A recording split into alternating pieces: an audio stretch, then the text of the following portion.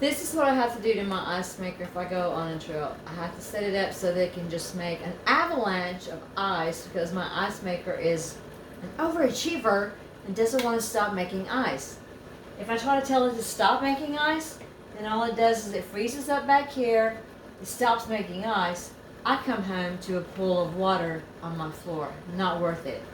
So I saw a pattern that anytime I stayed gone for a couple, 3, 4, 5, 6 days, I came home and there was water all over the floor and the kitchen, and I would have to pull the refrigerator freezer out and work on it. And 2 years ago, I posted this on Facebook. I convinced my ice maker how to work again. I shared the video about how to do all that. Then I came home about a few weeks later, and it did it again. I always saw ice on the floor when I returned from a trip.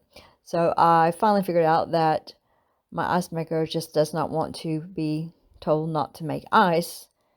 And I just have to let it go do its thing because I'm not coming home and doing this every time I go out of town. So before I go on a trip, I shove my ice maker over here, put a pan in here, and just let it do its thing. When I come back, I have all this ice I need to throw away or give away to relatives. But this, I know is wasteful, but it's far less wasteful than me having to pull my refrigerator freezer out, clean up behind it, defrost the hose that goes in the back of this, and clean up my floor. It saves me time. If you want to see the issues I've had in my ice maker, I'll link those videos at the end. I have a video about why is my ice maker making this funny noise. Figured that out. Figured out how to fix my ice maker.